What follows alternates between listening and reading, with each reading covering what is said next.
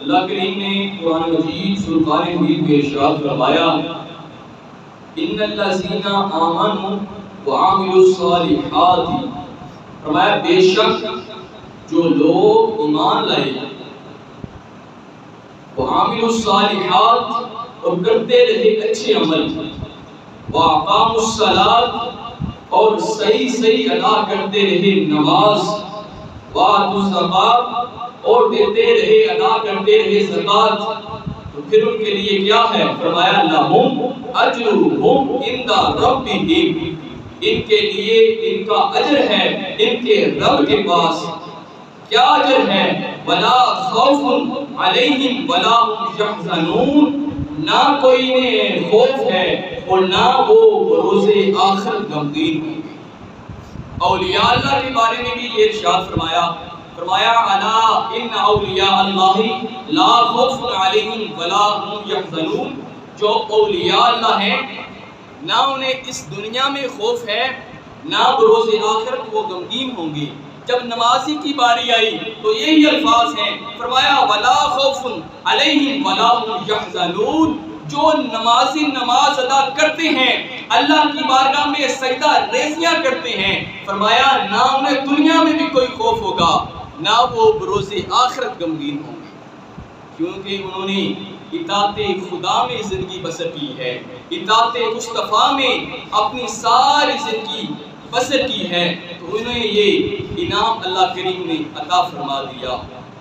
یہ نمازیں پانچ گانا ہمیں پڑھنی چاہیے اور پابندی کرنی چاہیے، کیونکہ رب کریم کا یہ حکم ہے کہ نماز قائم کرو، نماز قائم کرو، اس میں مرد ہو عورت ہو، چھوٹا ہو یا بڑا ہو، غریب ہو یا امیر ہو، گورا ہو یا کالا ہو، عالم ہو یا جاہل ہو، عامل ہو یا کامل ہو، مقیم ہو یا مسافر ہو، وزیر ہو یا مشیر ہو، محدث ہو یا مفسر ہو، ولی ہو، قطب ہو، صحابی ہو یا تابعی ہو، نبی ہو یا رسول مقبول صلی اللہ علیہ وسلم ہو، یہ سب نمازیں ان پر فرض عین ہیں۔ اور فرمایا جو جان بوجھ کر بلا عذر نماز کو ترک کر دیتا ہے، چھوڑ دیتا ہے، فرمایا وہ فاسق ہے، فرمایا وہ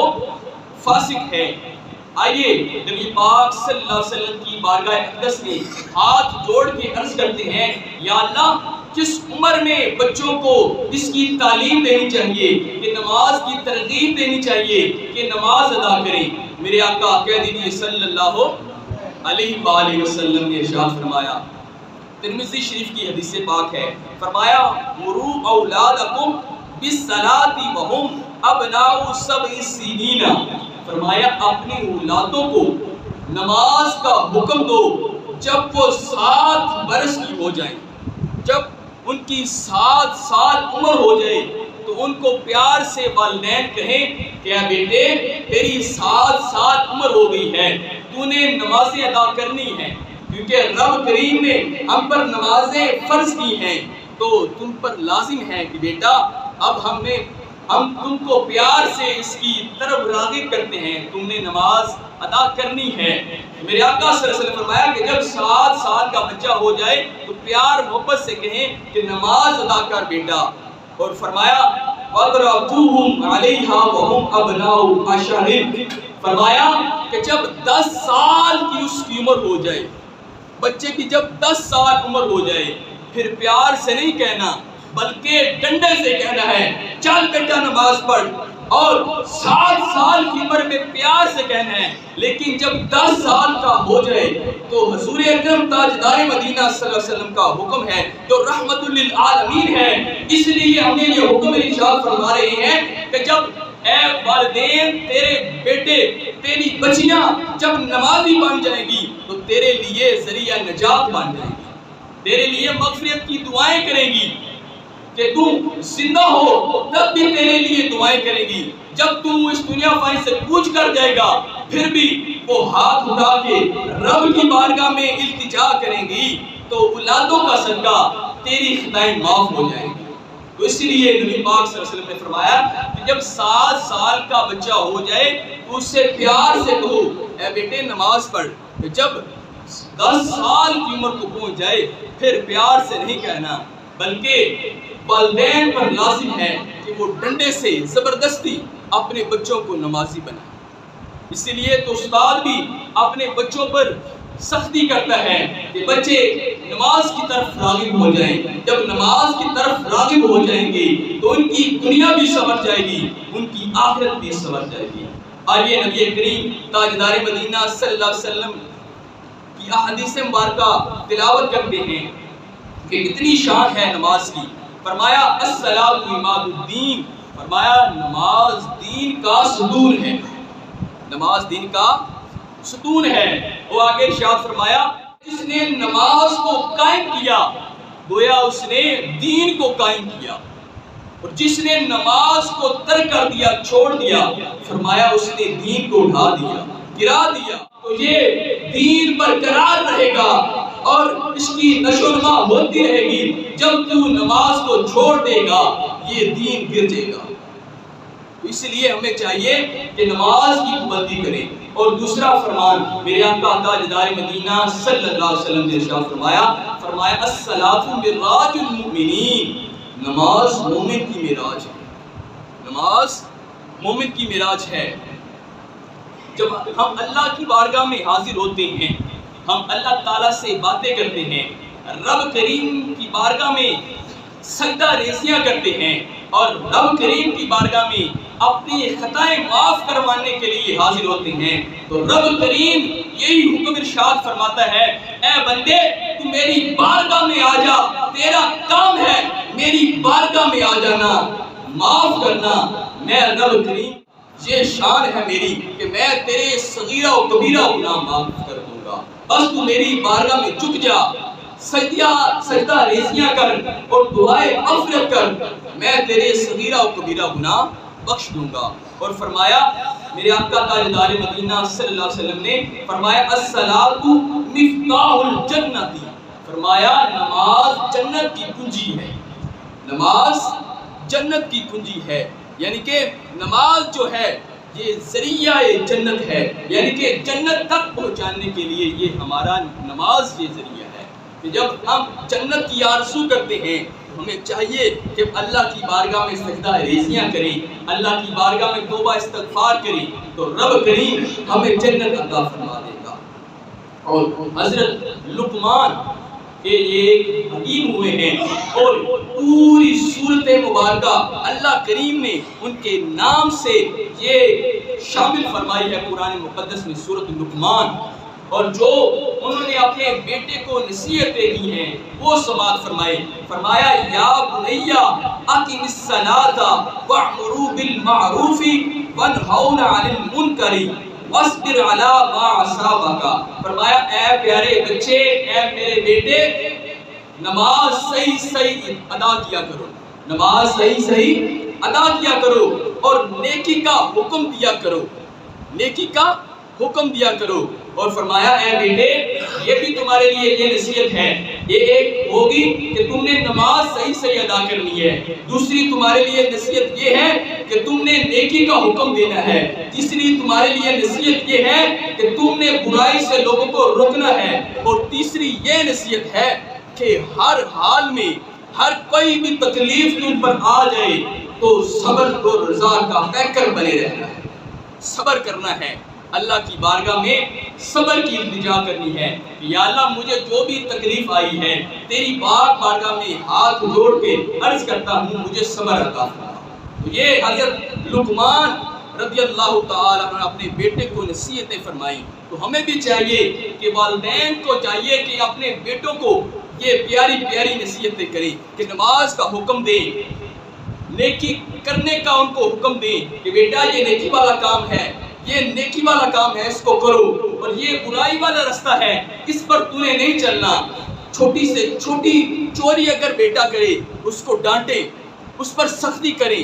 تو جب چھوٹی سے چھوٹی چوری بچہ کرتا ہے اگر ہم ڈانٹتے نہیں کل کو پھر وہ بڑا کارنامہ سر انجام دیتا ہے. اسی لیے چاہیے کہ ہم اپنی اولادوں کو اچھے رستوں پہ چلائیں، دین کی طرف چلائیں، دین کی سمجھ بوجھ ان کو سکھائیں کہ یہ دین ہمارا کیا کہتا ہے، قرآن پاک ہم سے کیا مطالبہ کرتا ہے، احادیث مبارکہ ہم سے کیا مطالبہ کرتی ہے۔ اب سید شام، نماز یہ باعث برکت ہے، نماز باعث عظمت ہے، نماز باعث عزت ہے، نماز باعث رفعت ہے، نماز باعث شفاعت ہے، نماز باعث نجات ہے، نماز باعث عبادت ہے، نماز باعث شفقت ہے، نماز باعث شفا ہے، نماز باعث بقا ہے، نماز باعث نور ہے، نماز باعث سکون ہے، اور نماز باعث رضا الہی ہے، اور یہ نماز باعث رسول حضور اکرم تاجدار مدینہ صلی اللہ علیہ وسلم کی رضا ہے۔ یہ رضا مصطفیٰ بھی ہے، یہ رضا خدا بھی ہے، یہ رضا اللہ کی بھی ہے، اور یہ مصطفیٰ کریم صلی اللہ علیہ وسلم کی رضا ہے۔ بلکہ نماز میں دیدار الہی ہوتا ہے۔ یہ فرمایا نا الصلاۃ معراج المؤمنین، نماز مومن کی معراج ہے۔ جب رب کریم کی بارگاہ میں بندہ حاضر ہو جاتا ہے تو یہ بندے کا، یہ اللہ کریم سے ہم کلام ہونا، یہ رب کریم کی بارگاہ میں ہم کلامی کرنا، حضور اکرم تاجدار مدینہ صلی اللہ علیہ وسلم فرماتے ہیں الصلاۃ معراج المؤمنین، یہ بندے اور رب کے درمیان اس بندے کا اور رب تعالیٰ کا یہ ایک ملاقات کا ذریعہ ہے، نماز میں حاضر ہو جانا، رب کی بارگاہ میں حاضر ہونا۔ اور قلندر لاہوری علامہ اقبال رحمۃ اللہ علیہ فرماتے ہیں ازاں ازل سے تیرے عشق کا ترانہ بنی، ازاں ازل سے تیرے عشق کا ترانہ بنی، نماز تیرے دیدار کا ایک بہانہ بنی، نماز تیرے دیدار کا ایک بہانہ بنی۔ اب سید شام، یہ نماز یہ ہمارے لیے نور ہے۔ میرے آقا تاجدار مدینہ صلی اللہ علیہ وسلم نے فرمایا جو شخص نماز کی پابندی کرے گا، فرمایا کانت لہو نورا و برہانا و نجاتا یوم القیامت، فرمایا نماز اس کے لیے نور ہے، نماز اس کے لیے برہان ہے، دلیل ہے، اور نماز اس کے لیے قیامت کے دن نجات کا باعث ہوگی۔ اور ساتھ ہی وعید ارشاد فرما دی، فرمایا جو نماز کی پابندی نہیں کرتا اس کے لیے میرے آقا صلی اللہ علیہ وسلم نے ارشاد فرمایا ولا تکن لہو نورا و برہانا و نجاتا، فرمایا جو نماز کی پابندی نہیں کرتا نہ اس کے لیے نور ہے، نہ اس کے لیے برہان ہے، اور نہ ہی اس کے لیے نجات ہے۔ وہ روز قیامت پھنس جائے گا اگر اس نے پانچگانہ نماز ادا نہ کی، اللہ کی بارگاہ میں حاضر نہ ہوا، سجدہ ریزیاں نہ کی، تو روز قیامت، کیونکہ سوال ہی پہلا روز آخرت، یہ پہلا سوال ہی ہم سے نماز کا ہونا ہے، نماز تو نے پڑھی تھی یا نہیں پڑھی تھی۔ آج ہم حساب لگا لیں کہ کتنی ہی نمازیں ہم سے چھوٹ جاتی ہیں، اور کچھ ایسے افراد بھی ہیں کہ جو افراد جمعے کے دن صرف آتے ہیں، اور یہ ہماری یہ بھی غلطی ہے اگر ہم جمعے کے دن اتنا اہتمام کر کے آتے ہیں، یار بس 20 سے 30 منٹ لگتے ہیں، اللہ کی بارگاہ میں حاضر ہوتے ہیں تو آرام سکون کے ساتھ ساری عبادات مکمل کریں، اس کے بعد صلاۃ و سلام کا نذرانہ عقیدت پیش کریں، اور اللہ بھی راضی ہو جائیں گے، اس کے محبوب بھی راضی ہو جائیں گے۔ ہم یہ کیا کرتے ہیں کہ 2 فرض ادا کیے بس چھٹی ہو گئی، نہ سنتے ادا کرتے ہیں، نہ نوافل ادا کرتے ہیں، اور نہ ہی سلام کے صرف 2 اشعار ہوتے ہیں، 5 منٹ لگتے ہیں۔ تو اپنی یہ روٹین میں شامل کر لیں کہ آج سے ہم مکمل نماز پڑھ کے جائیں گے اور صلاۃ و سلام کا نذرانہ عقیدت پیش کر کے جائیں گے، کیونکہ اس سے رب بھی راضی ہو جائیں گے، اس سے پیارے محبوب کریم صلی اللہ علیہ وسلم بھی راضی ہو جائیں گے۔ یہ چاہتے ہیں نا کہ ہمارا رب ہم سے بھی راضی ہو جائے اور ہم سے محبوب کریم بھی راضی ہو جائیں، تو یہ عمل ضرور ضرور اپنی زندگیوں میں شامل کر لیں۔ اب سید شام، نماز کی فضیلت کے بارے میں صحابہ کرام رضوان اللہ اجمعین نے عرض کی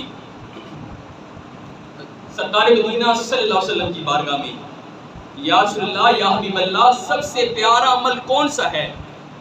تو میرے آقا تاجدار مدینہ صلی اللہ علیہ وسلم نے ارشاد فرمایا قال الصلاۃ لوقتها، فرمایا وقت پر نماز ادا کرنا. فرمایا سب سے پیارا عمل یہ ہے کہ تم وقت پر نماز ادا کرو. یعنی کہ فلاں وقت پر یہ منتخب ہے نا، فجر ٹائم، فجر کا وقت یہ ہے، ظہر کا وقت یہ ہے، عصر کا وقت یہ ہے، مغرب کا وقت یہ ہے، عشاء کا وقت یہ ہے، جمعہ کا وقت یہ ہے. تو اس میں ہی سب حاضر ہو کے اللہ کی بارگاہ میں عبادت کریں. میرے آقا صلی اللہ علیہ وسلم نے فرما دیا، فرمایا سب سے پیارا جو عمل ہے، فرمایا قال الصلاۃ لوقتها، فرمایا وقت پر نماز ادا کرنا. یہ اللہ کی بارگاہ میں بہت پیارا عمل ہے.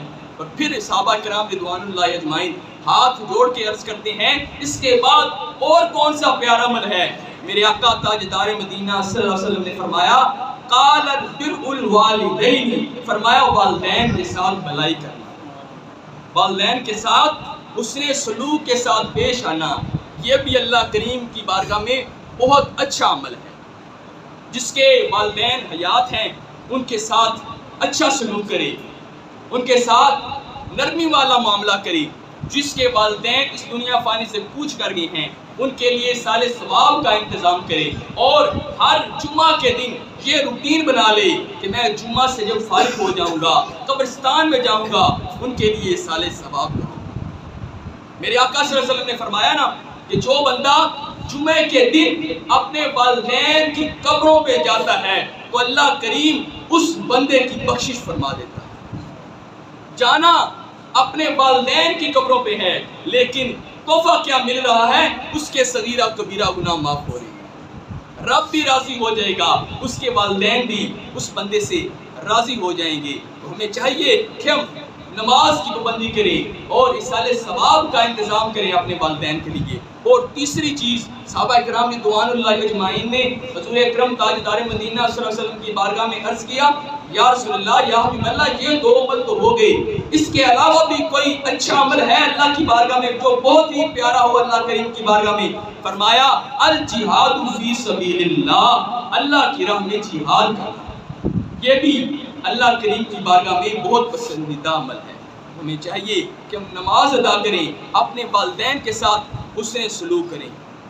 اب سید شام، یہ نماز یہ 4 حروف کا مجموعہ ہے. نماز یہ 4 حروف کا مجموعہ ہے، نون، میم، الف اور زا. اس سے مراد علماء فرماتے ہیں نور سے مراد یہ اللہ کا نور ہے، نور سے مراد یہ اللہ کا نور ہے، میم سے مراد اللہ کی محبت ہے، اور الف سے مراد اللہ تعالیٰ کی الفت ہے، اور زیر سے مراد اللہ تعالیٰ کی زیارت ہے. جب اللہ کی بارگاہ میں حاضر ہو جاتا ہے نماز ادا کرنے کے لیے، پہلا انعام اس کو کیا ملتا ہے؟ معرفت کا نور ملے گا اس کو. اور دوسرا انعام کیا ملے گا؟ اللہ کی محبت اس کو مل جائے گی. تیسرا انعام کیا ملے گا؟ اللہ کی الفت اس کو مل جائے گی. اور چوتھا انعام کیا ملے گا؟ اللہ کی زیارت اس کو عطا کی جائے گی، اللہ تعالیٰ سے ملاقات کرے گا.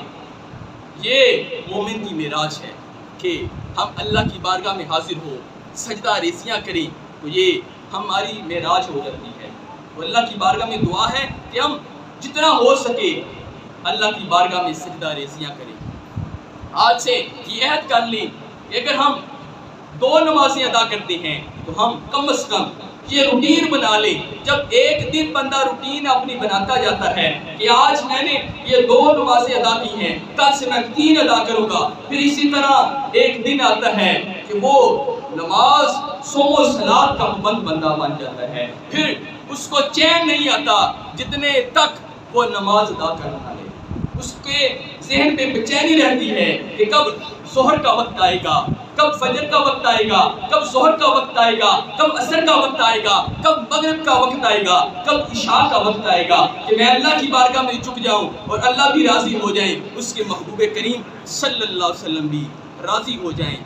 اس کا چہرہ نور ہو جائے گا جو نماز ادا کرتا ہے، اس کا چہرہ نور ہو جائے گا، اس کی آنکھوں میں حیا آ جائے گی، اس کے دل میں معرفت الہی آ جائے گی، اس کی زبان پر ذکر الہی آ جائے گا، اس کی قبر روشنی سے پر نور ہو جائے گی، محشر کے دن اس کو سکون آ جائے گا اور پل صراط پر بجلی کی طرح وہ گزر جائے گا۔ جو اپنے عمل میں نماز پانچ گانا شامل کر لیتا ہے، صوم و صلات کا جو بندہ بن جاتا ہے، اس کے لیے یہ سارے تحفے ہیں، یہ سارے اس کے لیے انعامات ہیں کہ ہم 5 وقت اللہ کی بارگاہ میں سجدہ ریزیاں کریں، اللہ کی بارگاہ میں جھک جائیں۔ جھکنا ہمارا کام ہے اور معاف کرنا رب کریم کا کام ہے۔ احباب سید شام، آئیے حضرت علی المرتضیٰ شیر خدا کرم اللہ وجہہ الکریم کا نماز کا طریقہ کیا تھا۔ ایک دفعہ واقعہ یہ بہت مشہور ہے کہ آپ کو تیر لگ گیا تھا، حضرت علی المرتضیٰ شیر خدا کرم اللہ وجہہ الکریم نماز ادا کرنے لگ جاتے ہیں۔ نماز ادا کر رہے ہیں تو جب نماز کی حالت میں ہوتے ہیں، ساتھیوں کو پتہ ہے کہ جب مولا کائنات نماز کی حالت میں کھڑے ہوتے ہیں، وہ رب کی بارگاہ میں ہم کلام ہوتے ہیں، ان کا ذہن کہیں دائیں بائیں نہیں ہوتا، اس عالم میں ان کا تیر نکالتے ہیں تو وہ دوست تیر نکال لیتے ہیں۔ مولا مرتضیٰ شیر خدا کرم اللہ وجہہ الکریم کو پتہ تک نہیں چلتا۔ جب تیر نکل جاتا ہے، نماز سے فارغ ہو جاتے ہیں تو پھر اپنے ساتھیوں کو فرماتے ہیں، اے میرے دوستو، اے میرے یارو، مجھے تیر لگا تھا، وہ نکال لو۔ تو ساتھی ہاتھ باندھ کے عرض کرتے ہیں، اے مرتضیٰ شیر خدا کرم اللہ وجہہ الکریم، ہم نے تو تیر اسی وقت نکال لیا تھا جب آپ نماز کی حالت میں تھے۔ تو اس سے پتہ چلا کہ اتنے خشوع اور خضوع کے ساتھ حضرت علی المرتضیٰ شیر خدا کرم اللہ وجہہ الکریم یہ نماز ادا کیا کرتے تھے۔ آج جو دعوے کرتے ہیں کہ ہم علی کے ملنگ ہیں تو ہم ان کو یہ چیلنج کیا جاتا ہے کہ اگر آپ علی کے ملنگ ہیں تو حضرت علی المرتضیٰ شیر خدا کرم اللہ وجہہ الکریم وہ شخصیت ہیں کہ جن کو تیر بھی لگا ہے پھر بھی اللہ کی بارگاہ میں سجدہ ریزیاں کر رہے ہیں، اللہ کی بارگاہ میں گڑگڑا رہے ہیں، اللہ کی بارگاہ میں سجدہ ریزیاں کر کے اللہ کی بارگاہ کی حاضر ہو کے رضا الہی حاصل کر رہے ہیں، رضا مصطفیٰ حاصل کر رہے ہیں۔ تو ہمیں بھی چاہیے کہ ہم 5 گانا نماز پابندی سے ادا کرنے اور خشوع اور خضوع کا خیال رکھیں۔ تو اللہ کی بارگاہ میں دعا ہے، التجا ہے کہ مالک یوم الدین ہم سب کو 5 گانا نماز پابندی کے ساتھ ادا کرنے کی توفیق عطا فرمائے۔ وما علینا الا البلاغ۔